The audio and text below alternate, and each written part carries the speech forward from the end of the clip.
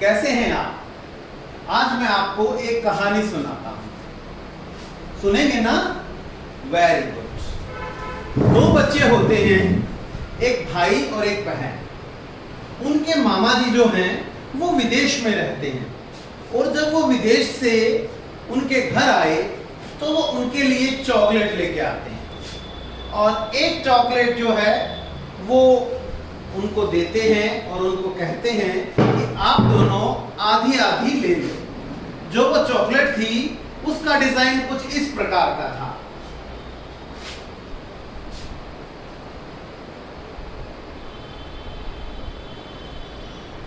विदेश से जो चॉकलेट लाए वो इस तरीके की थी। आप भाई ने क्या किया, उस चॉकलेट को बीच में से तोड़ दिया, यानी कि उसको दो हिस्से कर दिए। अब जो आगे वाला हिस्सा था वो उसने अपनी बहन को दे दिया, और पीछे वाला हिस्सा जो है वो अपने पास रख लिया। आप बताओ, क्या इस चॉकलेट के बराबर बराबर हिस्से हुए या नहीं हुए? नहीं हुए, क्योंकि एक हिस्सा आगे से चोंचदार है तो यह हिस्सा कम था। तो बहन कहने लगी, नहीं, मुझे जो है छोटा हिस्सा मिला है और हिस्सा जो है बराबर बराबर नहीं हुआ है। आप में से कोई बता सकता है कि इसको किस तरीके से बांटा जाए कि दोनों भाई बहनों को आधी आधी चॉकलेट मिले? तो वो तरीका क्या हो सकता है?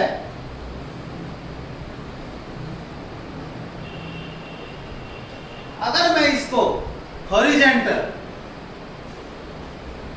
बीच में से तोड़ देता हूं, इस तरीके से मैं इसका आधा कर देता हूं, तो इसके बराबर बराबर हिस्से हो जाएंगे। यानी एक चॉकलेट थी, उसके कितने बराबर हिस्से किए? दो बराबर हिस्से किए, और नीचे वाला भाग जो है वो आधा और ऊपर वाला भाग जो है वो आधा। आधे को हम दिखाते हैं 1/2 के रूप में। अब यहां से हम बात करेंगे कि 1/2 क्या है। 1/2 क्या है? एक चॉकलेट के दो हिस्से कर दिए, कुल हिस्से कितने हुए? 2। तो जितने कुल हिस्से होते हैं किसी भी चीज के, 2 करें, 4 करें, 5 करें, 6 करें, उसको हमेशा नीचे लिखते हैं। और उन दो हिस्सों में से या उन कुल हिस्सों में से जितने हिस्से हम कंसीडर करते हैं, जितने हिस्से हम लेते हैं, उसको ऊपर लिखते हैं। और ऊपर वाले का जो नाम होता है वो होता है अंश, और जो नीचे वाला है उसका नाम होता है हर। यानी जो अंश बटा हर के रूप में लिखा जाए उसे भिन्न कहते हैं। उसे भिन्न कहते हैं जो अंश बटा हर के रूप में लिखा जाए। और अंश बटा हर क्या है?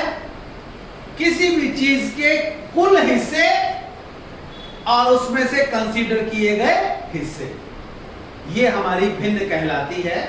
जैसे मैं आपको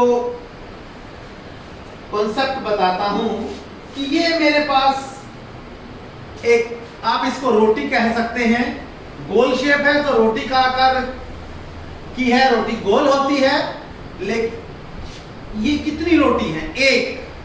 एक यानी पूरा। पूरा यानी अंग्रेजी में बोलते हैं होल, WHOLE, होल, यानी पूरा। ये क्या है? पूरा।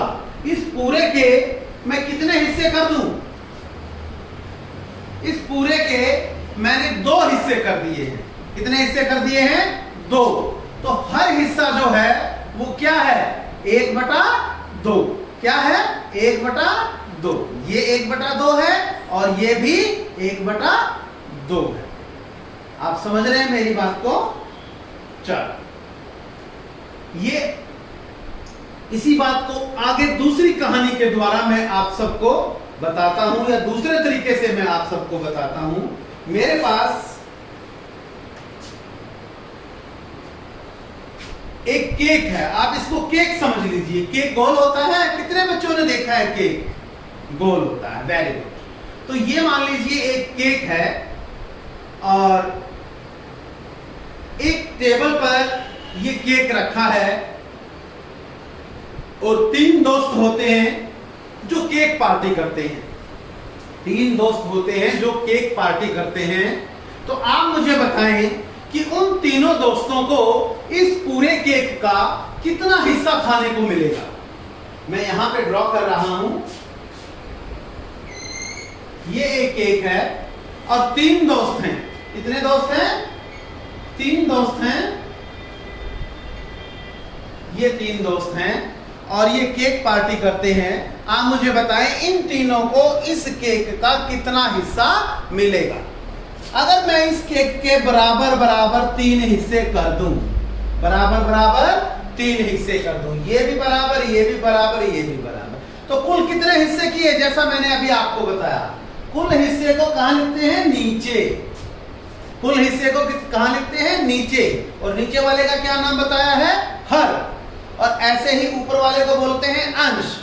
अब 3 हिस्से जब हमने कर दिए हैं तो हर बंदे को, हर बच्चे को एक एक हिस्सा इन तीनों में से मिलेगा। यानी कुल का 1/3 जो भाग है वो खाने को मिलेगा। 1/3 इसको मिला, 1/3 इसको मिला, 1/3 इसको मिला। तो तीनों को 1/3, 1/3, 1/3 भाग खाने को मिला है। तो इस तरीके से कुल भाग और लिए गए भाग, यही भिन्न है, यही साधारण भिन्न है, यही साधारण भिन्न का कंसेप्ट है। इसी को दूसरे तरीके से भी हम समझा सकते हैं और तरीके से भी हम समझ सकते हैं। आप लोग मेरी बात को कैच कर रहे हैं ना? वेरी गुड, बहुत बढ़िया। आगे चलते हैं।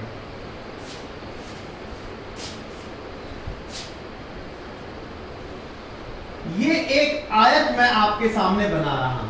क्या बना रहा हूं? आयत। आयताकार है ना? तो इस आयत है, इस आयत के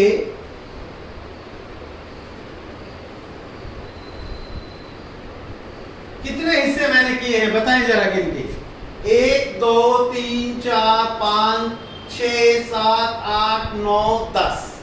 कितने हिस्से कर दिए हैं? 10 हिस्से कर दिए हैं। यानी कुल हिस्से कितने हैं? 10। अब इस आयत के 10 हिस्सों में से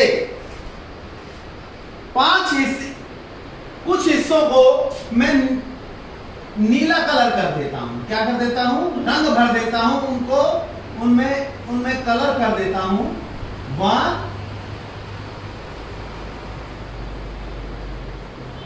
ये कलर कर दिया है, 2 ये कलर कर दिया है, 3 ये कलर कर दिया है, 4 और ये कलर कर दिया है 5।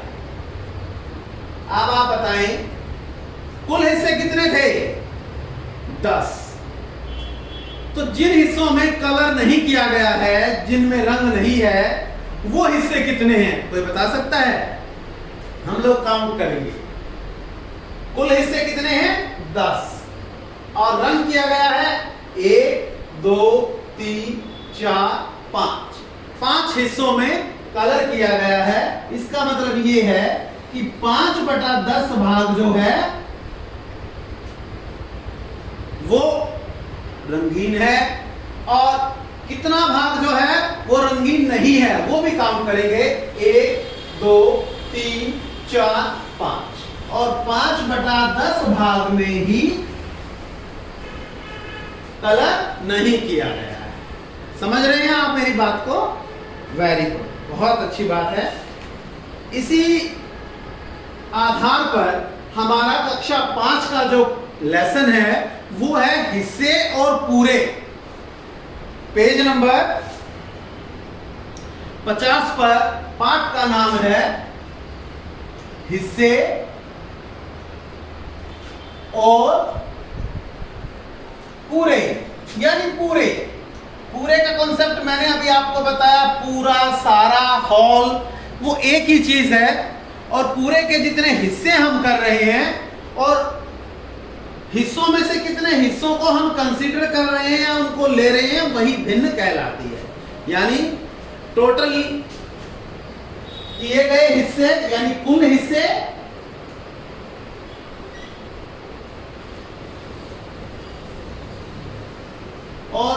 लिए गए हिस्से। ध्यान दीजिएगा, ये क्या कहलाती है? भिन्न कहलाती है। क्या कहलाती है? भिन्न कहलाती है। और इसको बोलते हैं हम साधारण भिन्न। क्या बोलते हैं? साधारण भिन्न। ऐसे ही अगर हम लेसन में देखें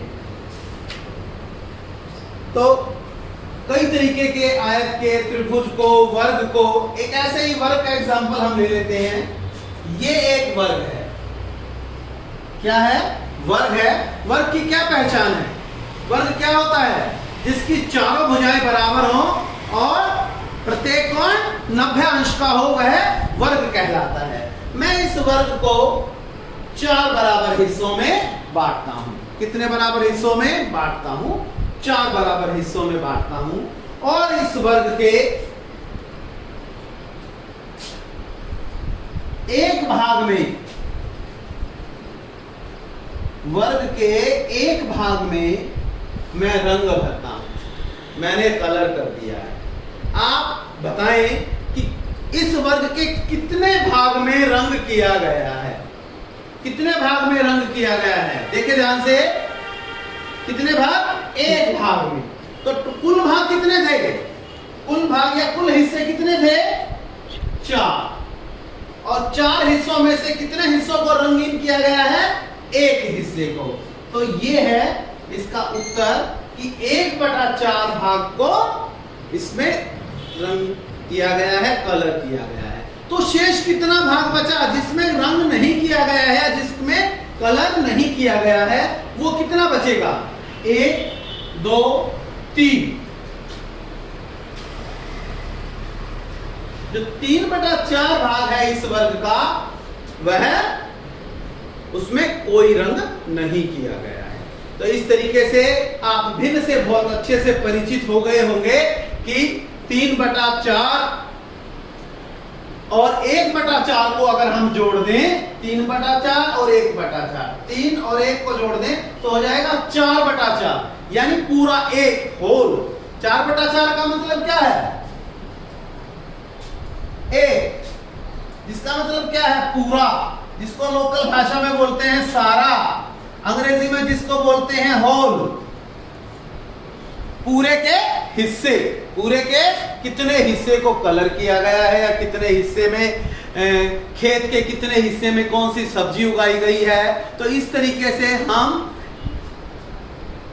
इन सब चीजों को भिन्न के द्वारा समझ सकते हैं। भिन्न को समझने का एक बहुत और आसान तरीका भी है। दवाई का पत्ता आप सब लोगों ने देखा होगा। इतना सा दवाई का पत्ता होता है जिसमें छोटी छोटी गोलियां होती हैं, जिसको हम खाते हैं। बुखार हो जाए या कोई और दिक्कत हो जाए तो हम खाते हैं। मान लिया 10 गोली का एक पत्ता हमारे पास है। ये एक पत्ता है और इसमें 3, 4, 5, 6, 7, 8, 9, 10 गोली का एक डॉक्टर का लिखा हुआ 10 गोली का एक पत्ता है। ये 10 टैबलेट है इसमें। और किसी को बुखार है तो उस डॉक्टर उसको बोलता है आपने 1 गोली सुबह खानी है और 1 गोली शाम को खानी है। तो जो वो गोली है, वो 1 गोली पेशेंट जो है जिसको भी बुखार है वो सुबह ले लेता है, इस वाली को शाम को ले लेता है। अब आप मुझे बताएं कि जो बीमार है उसने इस पूरे पत्ते के कितने हिस्से को एक दिन में, या कितनी गोलियों को एक दिन में लिया है। तो हम गिनेंगे तो कुल गोलियां कितनी थी? 1, 2, 3, 4, 5, 6, 7, 8, 9, 10। जो कुल है उसको नीचे लिखेंगे बेटे 10। और कितनी गोलियां ली हैं एक दिन के अंदर? 2 गोली ली हैं, तो मैं इसको लिखूंगा 2/10। तो एक दिन में उस गोली के पत्ते के 2/10 हिस्से को ले लिया गया है, कंज्यूम कर लिया गया है। तो ये है हमारी भिन्न के रूप में इस चीज को इस तरीके से लिखा जा सकता है। तो मैं आशा करता हूं कि आप सब लोग इससे परिचित हो गए होंगे कि भिन्न क्या होती है और भिन्न को कैसे लिखा जाता है। बहुत बहुत धन्यवाद। अब आगे इसी चैप्टर को कंटिन्यू करेंगे। हाँ बच्चों, अभी तक हमने पढ़ा है भिन्न और उसके को लिखना, उसको किस तरीके से हम गणित की भाषा में लिख सकते हैं। जैसे मैंने कहा पूरा, होल, सारा, तो ये है पूरा, ये एक, और अगर इस एक के मैं हिस्से कर दूं तो वो हो जाएंगे इसके, मैंने माना इसके 2 हिस्से किए, तो हर हिस्से को मैंने दिखाया 1/2, 1/2, यानी जितने कुल हिस्से करते हैं उसको नीचे लिखते हैं। अब ये एक पूरा है, या एक रोटी है, या ये एक पिज्जा है। अब पिज्जा, कितने बच्चों ने पिज्जा देखा है? कितने बच्चों ने देखा है? खाया भी है? वेरी गुड, आप लोगों ने पिज्जे को खाया है, बहुत बढ़िया। ये देखिए कुछ इस तरीके से होता है ना पिज्जा। पिज्जा हट पे आप लोग गए होंगे और आपने पिज्जा खाया होगा। तो अगर इस पिज्जे के मैं 1 2 3 4 5 6 हिस्से बराबर बराबर 6 हिस्से अगर मैं पिज्जा के कर देता हूं और ये एक हिस्सा मैं खा लेता हूं, ये एक हिस्सा मैं खा लेता हूं, तो हम इसको गणित की भाषा में कैसे लिखेंगे कि मैंने पिज्जे के कितने भाग को खाया? मैंने पिज्जा के 1/6 भाग को खाया। मैंने पिज्जा के 1/6 भाग को खाया।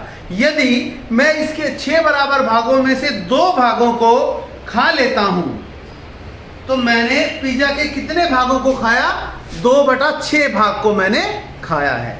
यदि 6 में से मैं 3 भागों को खा लेता हूं तो क्या, कितना हिस्से को मैंने खाया है? मैंने 3/6 हिस्से को खाया है, यानी मैंने 6 में से 3 चले गए।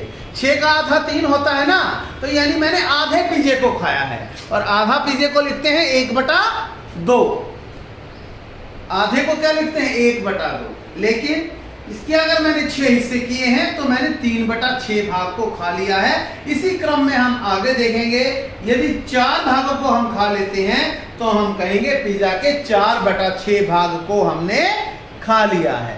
इसी क्रम को आगे बढ़ाते हुए यदि हम 5 भाग को खा लेंगे तो पिज्जा के 5/6 भाग को हमने खाया है। और अगर हम 6ठे भाग को भी फिनिश कर देते हैं, खा लेते हैं, तो पिज्जा, सारा पिज्जा खत्म हो जाता है, यानी 6/6, यानी पूरा। 6/6 का मतलब क्या है? 6 से 6 कट जाता है, एक का मतलब पूरा। तो ये पूरा सारा क्या था? एक पिज्जा था जिसके 6 हिस्से थे, और 6/6 हिस्सों को हमने अगर खा लिया तो इसका मतलब है हमने पूरे पिज्जा को खा लिया। आप समझ गए होंगे। इसी तरीके से ये 6 हिस्सों वाली बात थी। ये मान लिया एक रोटी के या पिज्जा के 4 हिस्से मैंने किए गए हैं, और अगर मैं इसमें से एक हिस्से को निकाल लेता हूं, इसमें से एक हिस्से को निकाल लेता हूं, तो मैंने कितना हिस्सा निकाला? 1/4 हिस्सा निकाल लिया। और अब रोटी का या पिज्जे का कितना हिस्सा बच गया? 1 2 3, यानी 3/4 हिस्सा इसका शेष रह गया। समझ गए? इसी तरीके से हम बेटा 1/6, 1/8 भाग को भी निकाल सकते हैं। अब हम आगे चलते हैं। भिन्नों के भी कुछ प्रकार होते हैं। जैसे सबसे पहला होता है समान भिन्न, और एक दूसरी होती है असमान भिन्न।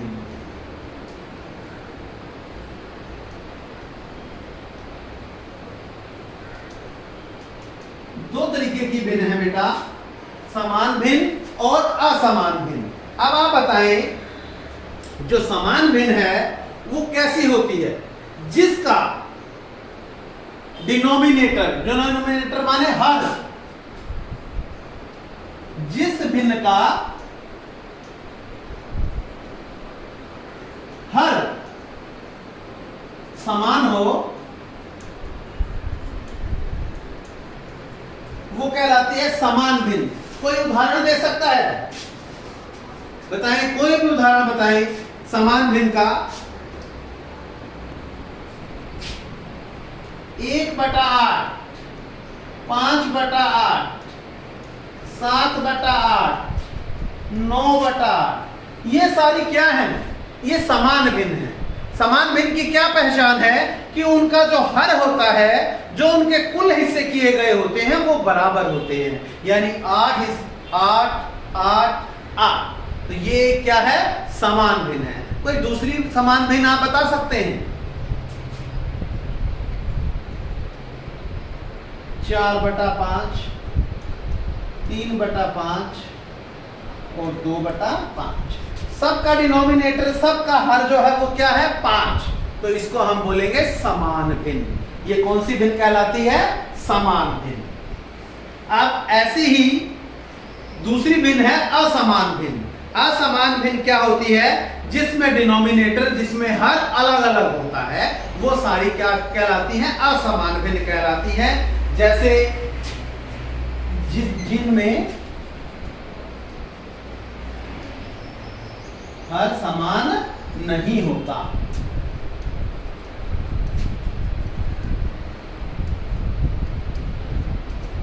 जैसे 1/2, 5/3, 4/7, 7/9। तो सबके अंदर जो है हर अलग अलग है, इसलिए यह असमान भिन्न है। इंग्लिश में जिसको बोलते हैं लाइक एंड अनलाइक फ्रैक्शंस। ये है समान भिन्न, इसको बोलते हैं लाइक फ्रैक्शन, और असमान भिन्न को बोलते हैं अनलाइक फ्रैक्शन। ये कॉन्सेप्ट क्लियर है? इसमें आगे बढ़ते हैं। भिन्न की जो दूसरी टाइप है वो आती है उचित और अनुचित भिन्न। दो प्रकार की भिन्न और हैं, उचित भिन्न और अनुचित भिन्न। तो हम आगे चलते हैं। ये उतार लूं मैं? ये उतार देता हूं।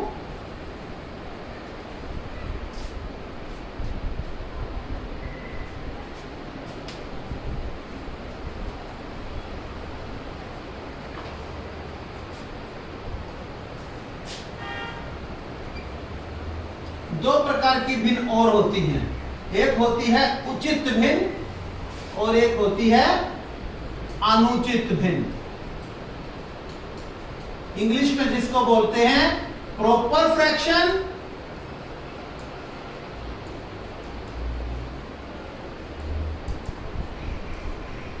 और इम्प्रॉपर फ्रैक्शन।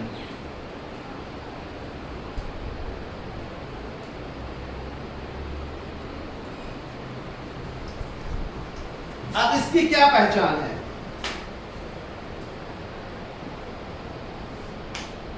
उचित भिन्न वह भिन्न होती है जिसमें अंश जो है, अंश क्या होता है? जो ऊपर लिखा जाता है, जो अंश बटा हर के रूप में लिखा जाए उसको क्या बोलते हैं? उसको भिन्न बोलते हैं। और जिस भिन्न के अंदर अंश जो है वो छोटा हो और हर जो है वो बड़ा हो, तो उसको कहते हैं हम उचित भिन्न या प्रॉपर फ्रैक्शन। और इसकी वैल्यू हमेशा 1 से कम होती है।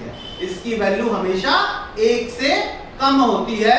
तो जिसकी वैल्यू 1 से कम हो वह उचित भिन्न कहलाती है। जैसे 2/3,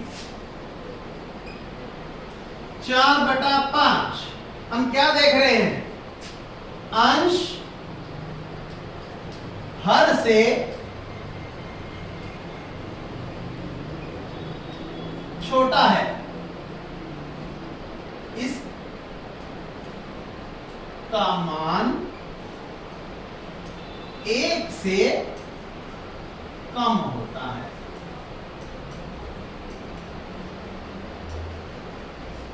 समझ सकते हैं आप लोग? इसमें क्या है?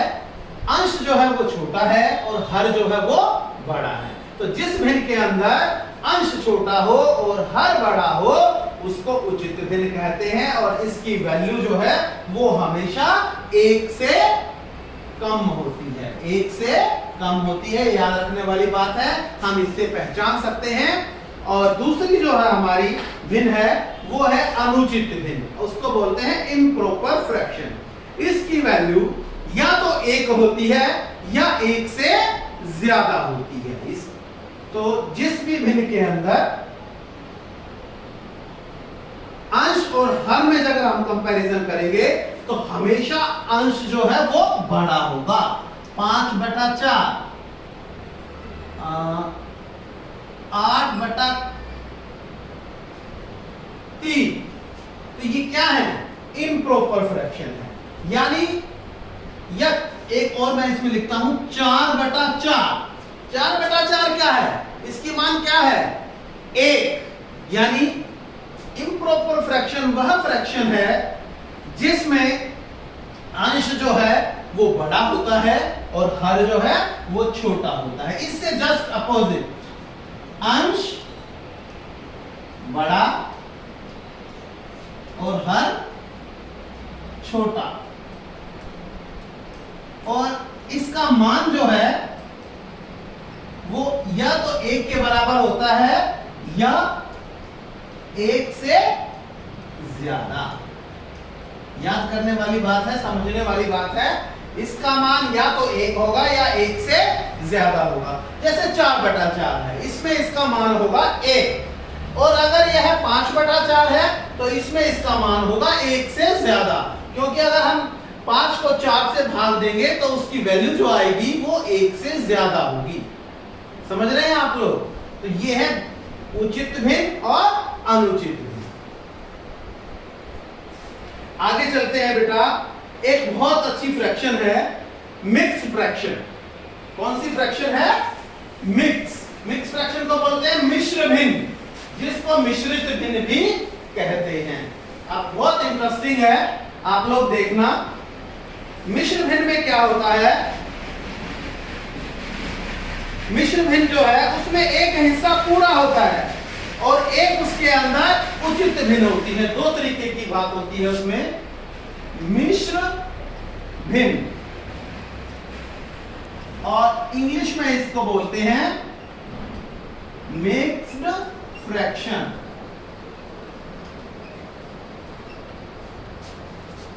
मिक्स फ्रैक्शन क्या है, कैसे पहचानोगे? जिसका mix fraction is that fraction जिसके अंदर एक होल नंबर होती है, एक पूर्ण संख्या होती है और एक प्रॉपर फ्रैक्शन होती है। एक पूर्ण संख्या जिसके अंदर एक पूर्ण संख्या और एक उचित भिन्न। उचित भिन्न क्या? जिसकी वैल्यू 1 से कम होती है वो उचित भिन्न कहलाती है। जैसे मैं लिखता हूं 5/2। अब आप इसको देखिए, अगर मैं 5 को 2 से भाग करता हूं तो 2 दूनी 4, शेष कितना बचता है? 1। इसको हम मिश्र भिन्न में कैसे लिखेंगे? 2 पूर्णांक, पूर्ण संख्या जो है वो हमारी 2 है, 2 सही, जो शेष बचा उसको ऊपर 2 सही 1/2, और जिससे भाग दिया था वो, तो 2 सही 1/2 जो है वो हमारी मिश्र भिन्न है, वो हमारी मिश्र भिन्न है। अगर हम और दूसरा एग्जांपल ले लेते हैं, 7/3। मैं लिखता हूं 7/3। अब 7/3 क्या है? एक मिश्र संख्या है, एक मिश्र भिन्न है। तो हम कैसे करेंगे? 7 को 3 से हम भाग करते हैं, 3 दूनी 6, 7 में से 6 घटाएंगे 1 बचेगा। इसको मिश्र भिन्न के रूप में हम लिखेंगे 2 पूर्णांक संख्या 2 सही 1/3। तो ये भी क्या है? एक मिश्र भिन्न है, जिसमें 2 जो है वो एक पूर्ण संख्या है और 1/3 है प्रॉपर फ्रैक्शन है, उचित भिन्न है। इसी के अंदर ये 1/2 एक उचित भिन्न है और 2 एक पूर्ण संख्या है। तो इस तरीके से कई बार एग्जाम के अंदर आता है, साधारण भिन्न को मिश्र भिन्न में बदलिए और मिश्र भिन्न को साधारण भिन्न में बदलिए। तो हम इस प्रकार से भाग दे करके मिश्र भिन्न को साधारण भिन्न में और साधारण भिन्न को मिश्र भिन्न में भी बदल सकते हैं। अब एक बहुत अच्छी और बहुत इंटरेस्टिंग फ्रैक्शन है, भिन्न है, उसका नाम है इक्विवेलेंट फ्रैक्शन, यानी तुल्य भिन्न। कौन से भिन्न? तुल्य भिन्न। तुल्य भिन्न वो जिनकी तुलना की जा सके। अब तुल्य भिन्न क्या है?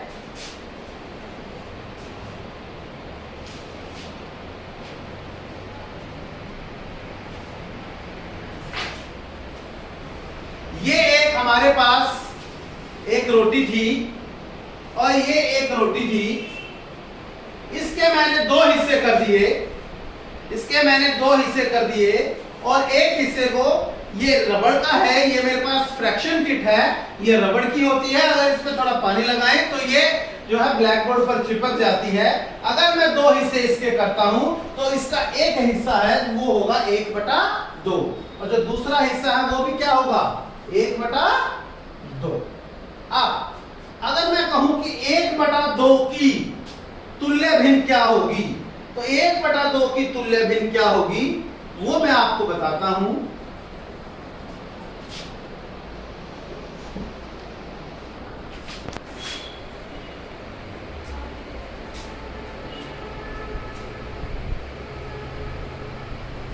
ये 1/2 है, इसकी तुल्य भिन्न क्या है, 1/4 और 1/4 कितना हो गया, 2/4 हो गया ना। ये तो जितनी जगह ये घेर रही है उतनी जगह ही ये घेर रही है। यदि 1/4 के दो हिस्सों को हम 1/2 के ऊपर रख दें तो ये इसको पूरा ओवरलैप कर लेती है, तो इसको पूरा ओवरलैप कर लेती है। इसका कहने का मतलब ये है कि ये दोनों बराबर हैं। 2/4 और 1/2 जो हैं वो आपस में बराबर हैं, इसलिए इनको बोलते हैं तुल्य भिन्न। 1/2 की तुल्य भिन्न क्या है, 2/4 है। तो इस तरीके से हम अगली तुल्य भिन्न क्या हो जाएगी, 1/2, 2/4 और 3/6।